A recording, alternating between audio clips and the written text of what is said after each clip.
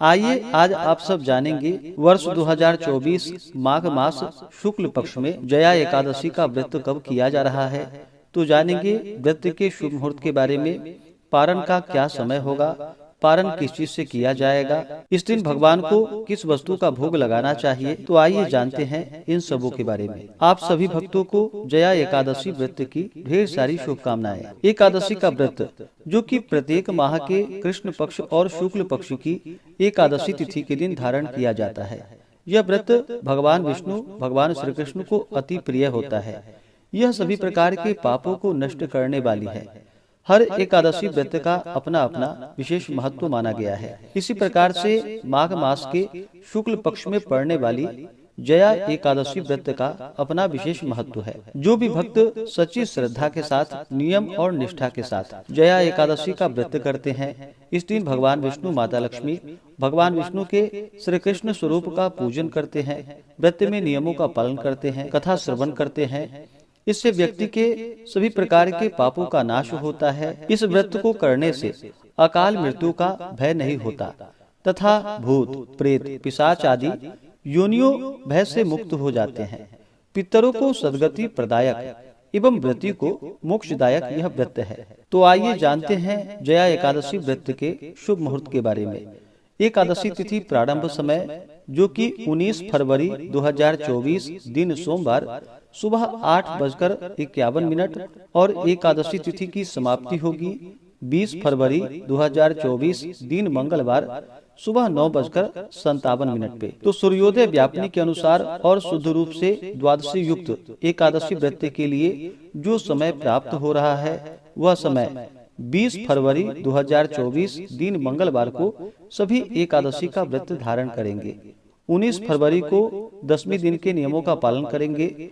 20 फरवरी को एकादशी का व्रत धारण करेंगे और इस व्रत का पारण जो कि 21 फरवरी को किया जाएगा। एकादशी व्रत का पारण जो कि हरिवासर में नहीं करनी चाहिए। हरिवासर का समय द्वादशी तिथि का पहला चौथाई हिस्सा वह समय हरिवासर का होता है। द्वादशी तिथि की जो समाप्ति है वह 21 फरवरी 2024 दिन बुधवार को सुबह 11:29 पे द्वादशी तिथि की समाप्ति है। जया एकादशी व्रत का पारण 21 फरवरी को किया जाएगा।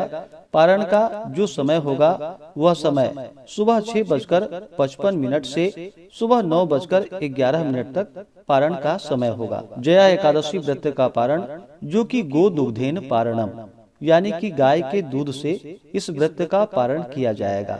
यह संभव ना हो पाए तो आप तुलसी दल, जल या फल से व्रत का पारण करें।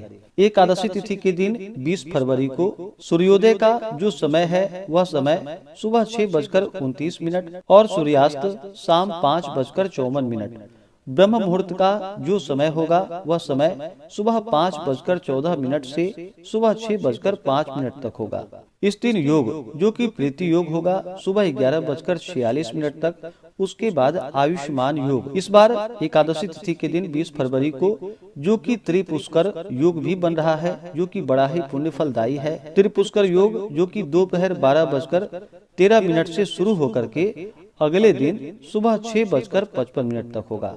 रवि योग भी बन रहा है 20 फरवरी को जो कि सुबह 6:56 से दोपहर 12:13 तक होगा। इन योगों में पूजन आदि का कार्य करना, व्रत करना, दान पुण्यों का कार्य करने से जो कि अनंत फलों की प्राप्ति होती है। राहु काल का जो समय होगा 20 फरवरी को वह समय दोपहर 3:03 से शाम 4:28 तक होगा और 21 फरवरी को दोपहर 12:11 से दोपहर 1:38 तक होगा।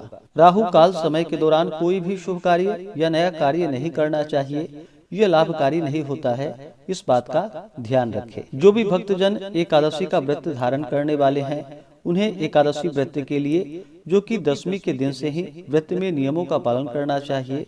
दसवीं तिथि के दिन सूर्यास्त होने से पहले ही भोजन ग्रहण कर लेनी चाहिए। दसवीं तिथि के दिन चावल ग्रहण नहीं करनी चाहिए और एकादशी तिथि के दिन भी चावल ग्रहण नहीं करनी चाहिए। दसवीं तिथि के दिन सूर्यास्त से पहले जो कि शुद्ध और सात्विक आहार ग्रहण करनी चाहिए। रात्रि ब्रह्मचर्य का पालन करते हुए भगवान विष्णु एकादशी व्रत का स्मरण करते हुए सोना चाहिए। एकादशी की सुबह ब्रह्म मुहूर्त में उठ करके नित्य क्रियाओं से निवृत्त होकर के गंगा नदी में या घर के नहाने के पानी में ही थोड़ा सा गंगा जल मिला करके स्नान करना चाहिए। शुद्ध वस्त्र धारण करके व्रत का संकल्प लेना चाहिए। व्रत के लिए भगवान विष्णु भगवान श्री कृष्ण से प्रार्थना करनी चाहिए कि हे भगवान विष्णु, हे भगवान श्री कृष्ण, आज मैं जया एकादशी का व्रत रखने जा रहा हूँ या रखने जा रही हूँ। इस प्रकार से भगवान से प्रार्थना करें कि यह व्रत मेरा निर्विघ्न पूरा हो, हमें पुण्य फलों की प्राप्ति हो, हमारे सभी प्रकार के पाप और ताप नष्ट हो जाएं। आपके मन में जो भी इच्छा हो, जो भी कामना हो, वह भगवान विष्णु भगवान श्री कृष्ण से कहें। और एकादशी के दिन, जो कि दिन रात्रि उपवास रहते हुए भगवान का सुबह और शाम के वक्त पूरे विधि विधान के साथ पूजन करना चाहिए। जो उपवास नहीं रह पाते हैं, जिनका स्वास्थ्य सही ना हो, तो आप एक समय फलाहार ग्रहण करें। इस दिन भगवान विष्णु का, भगवान श्री कृष्ण का, जो कि पूरे विधि विधान के साथ गंध पुष्प धूप दीप आदि से पूजा करनी चाहिए। और विशेष करके भगवान को गुड़ तथा तिल मिश्रित भगवान को अवश्य ही भोग लगाए। दूध से बने हुए वस्तुओं का भोग लगाए। ऋतु फल आदि जो भी मिले उसका भगवान को भोग लगाए। और भगवान को तुलसी दल डाल करके भोग लगाना चाहिए। मंगलवार के दिन एकादशी का व्रत है, तो एक दिन पहले ही आप तुलसी दल तोड़ करके रख ले।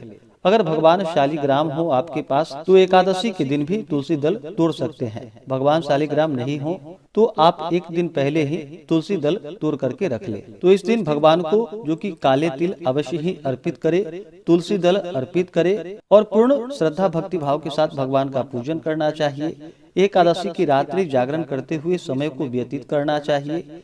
द्वादशी की सुबह उठ करके नित्य क्रियाओं से निवृत्त होकर के स्नान करके शुद्ध वस्त्र धारण करके भगवान का पूजन और आरती कर ले। और फिर ब्राह्मणों को भोजन करवाएं, ब्राह्मणों को दान और दक्षिणा दे। फिर समय के अनुसार व्रत का पारण करना चाहिए।